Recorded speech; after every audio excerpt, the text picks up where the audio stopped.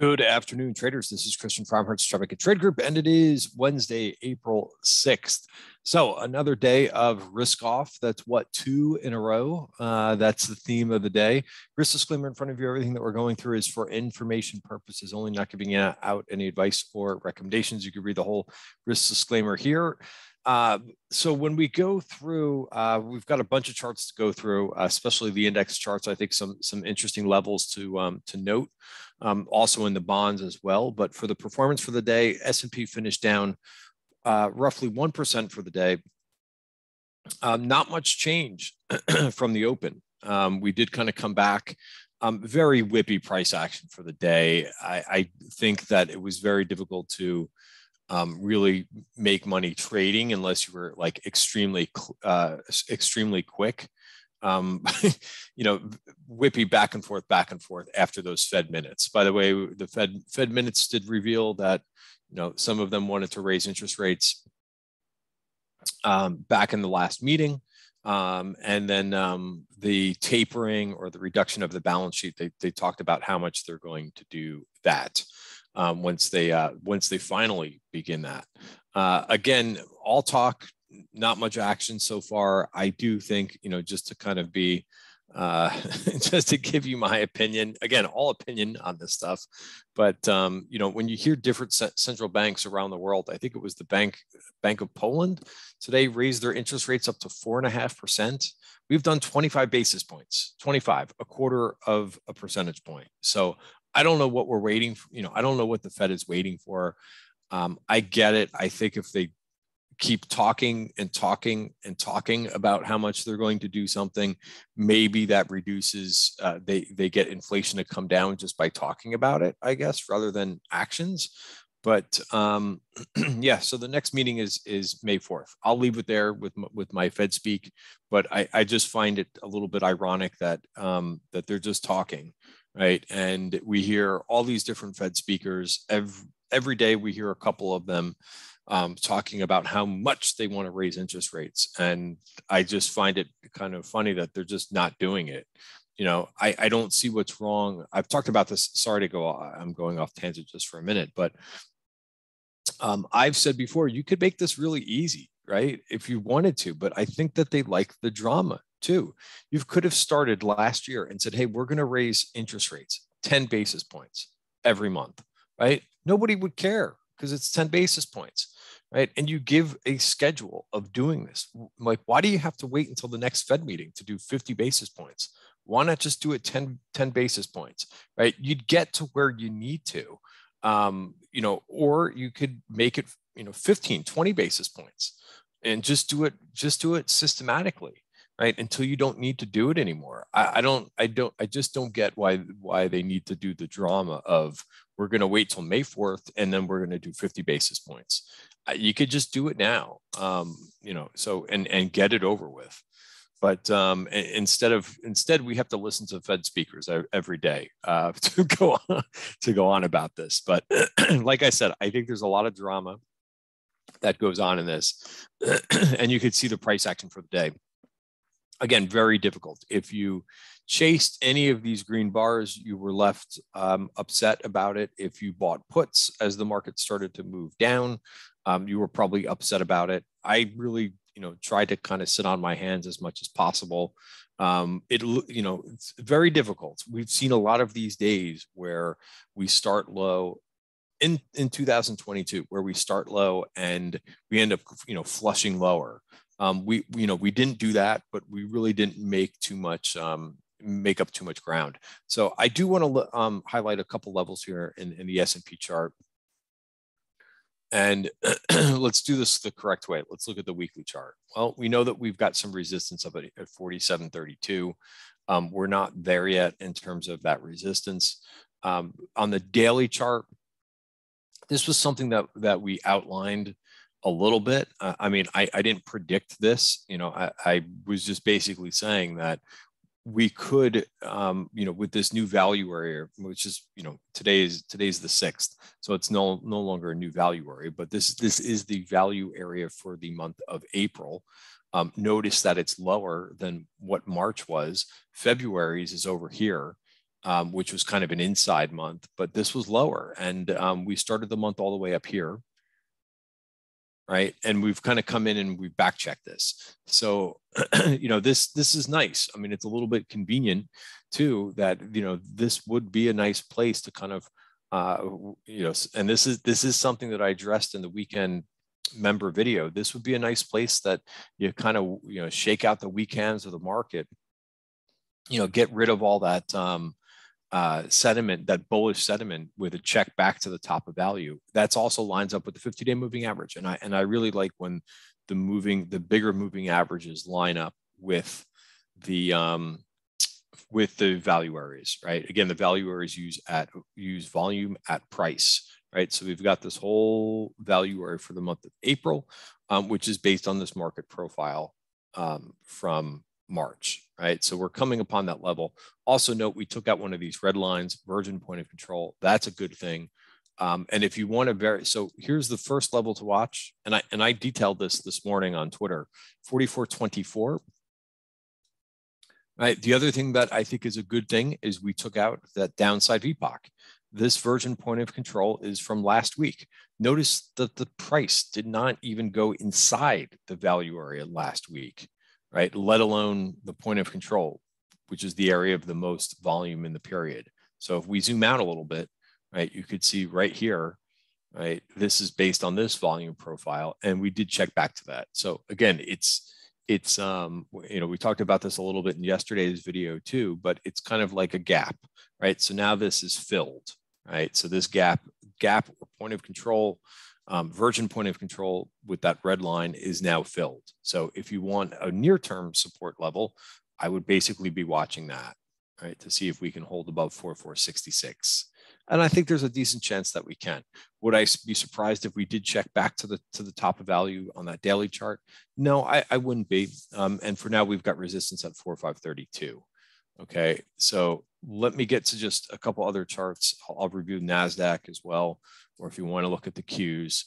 That also, there was a virgin point of control taken out. That was yesterday. However, we have not stopped. So we're still going lower here, and I would look for that. But similarly, we have some support here, and that's at 351.63. So that's a back test right now at the top of value. So very important for that to hold, as well as the 50-day moving average. This chart is a mess, though, right? Because if we look at the weekly chart, we know that we've been rejected now a few times this year at 369, right? And that's just not where the momentum is in this market. So let's talk about for a second where this momentum is in this market. And, it's kind of interesting when you look at the performance at this point, right? And what's been doing well, it's the healthcare, right? The pharma type names, the REITs, the utilities, which were up almost, we're up 2%. And what's crazy about this is not, it kind of, and I get why there's questions about this, right? People are like, well, I don't understand. Interest rates are going up, right? The long curve, right? The long end of the curve, right? So when you look at TLT, ZB, which I want to highlight the chart here, which is the next place I wanted to go to, right? So this did move down another 0.5% off the lows, right? We did take out speaking of a virgin point of control, we took out this one. So this would be a logical place for a bounce in the rates when we look at this weekly chart. But yes, here's the 10-year yield. Might as well bring this up just so that you could see what I'm referring to here. So when we look at the yield, right? So here's I think this is the 10-year, right? Yeah, it's the government 10-year. So I'll go back to this. Right, so we're up to 2.59. So yes, normally what happens is when treasury yields go higher, like the 10-year curve, right, or 10-year yield, normally there's a move out to yield replacements in the stock market, and there's a move back into bonds because it's lower risk to get a decent yield. And what is XLU? What's the dividend on this?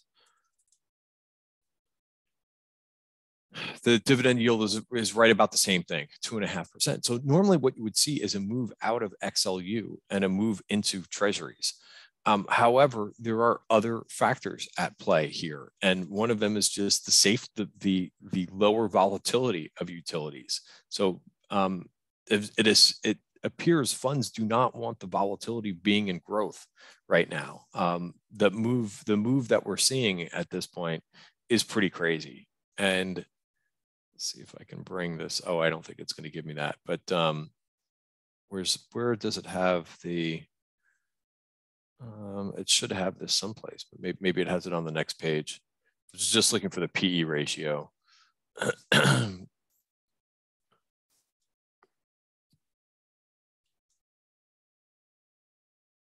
Here it is. So you're looking at a PE ratio of a 20. Average PE is a 29 in the XLU. So this is not cheap either. So I took some profits in some things, right? So let's look at this. Right? Look at this breakout that you've got in utilities. This is one of the this is where the momentum is in this market.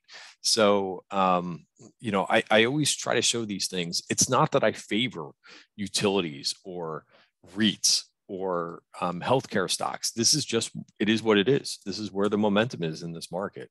Here's what REITs are doing, right? And here's what healthcare stocks are doing, right? Very strong looking, right? And when you put them all together, right, and you look at this SPLV, which I think is up about 2% for the year. I put this tweet out right at the beginning of the quarter saying, what area is going to outperform? Is it high beta or low volatility? Well, low volatility is winning by a lot at this point. So SPHB, you could see this looks ugly. It got rejected at the downtrend at the downtrend line and is breaking lower. I think this is down 4% year quarter to date, the second quarter to date, versus the low volatility areas are up 2%. So quite different than what we saw on Monday too. Monday had a big move in growth, and that has all been negated, right? So again, performance, and if you want to look at growth versus value today, growth was down 2.4% versus value up 35 basis points. So that's the market that we're in. That is, when the Fed talks about raising interest rates, tapering the balance sheet, there's been this big move into these areas of the market. One bright spot, which I've been talking about, I like the fact that that biotech came back today. That is showing some relative strength. That was positive for the day. Here's your consumer staples too. Another chart that we were going over in the weekend video was dynamic food and beverage. Very, very exciting area of the market. Coca-Cola, Pepsi, you can't get any more exciting about these names, but look at this thing. So there are things that are acting well. The reason why I do go over these in these end of day videos is to try to widen some of people's thinking, right? I know that growth stocks are a big thing for a lot of retail traders to be in, right? You like to own fun things and so forth, but it is what it is. It's about making money, and right now these older stocks, have the momentum to them. So I would say, continue to kind of look at some of these things, participate in some of them. I was in T-Mobile. I took this trade off today, even though the trend looks fine on the daily chart. I knew that we're going to be hitting some resistance. I was also long some Altria, and I decided to take this trade off too. Again, I personally don't have high conviction in an Altria or a T-Mobile. So I take profits on a up to 2% day. And this was a profitable trade for me. Same thing. Like, you have to pick and choose. Walmart's not my favorite place to kind of go into. So I skipped this one, right? And I may end up, doing something else in this space, right? Kroger had a nice day, right? That's been hanging in there and moving higher. Again, not a big move, but at least, being in something like this with your money, at least you're not getting hit with what's been going on in some of the growth stocks, right? So you kind of have to balance it out. VUG, again, below the 200-day moving average, and maybe this is carving out this right shoulder of your left shoulder head, and here's your right shoulder. Possibly, we don't know that yet. So we'll have to keep an eye on that. But still, even if that's the case, right, what is going to make these growth stocks lead the market?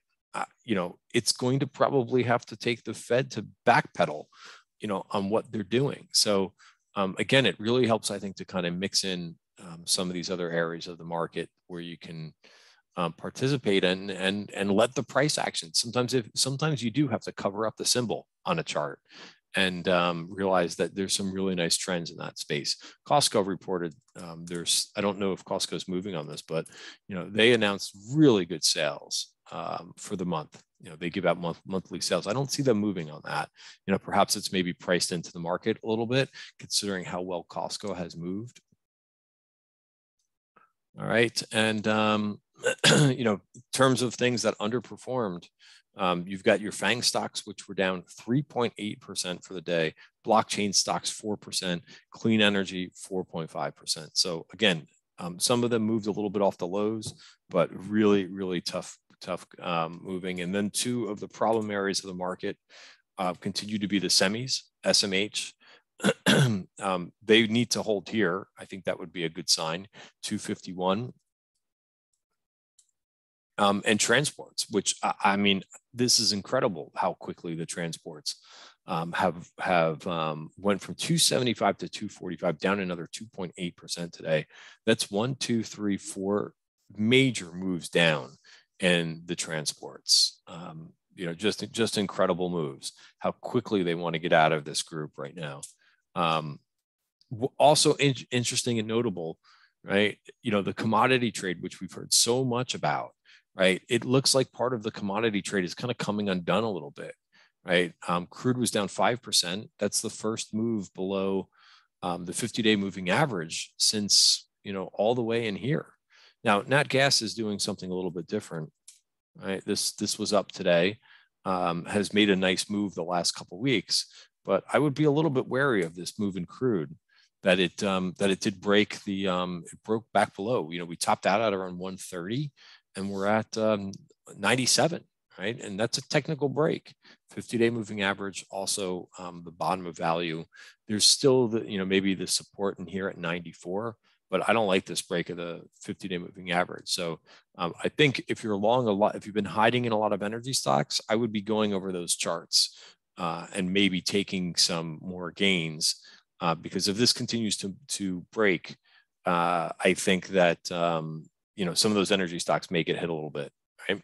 All right, guys, that's it for today's video. Have a great night. Again, we're going to take it one day at a time. I did think final summary here is that I did think that we would, at some point, we would kind of come back and check in. I didn't think it was going to be this quick in the month, but now you've got some support. So let's see if we can hold in here. And this might be a better trading setup than in the beginning of the year, starting all the way up here. All right, guys, have a great night. See you tomorrow.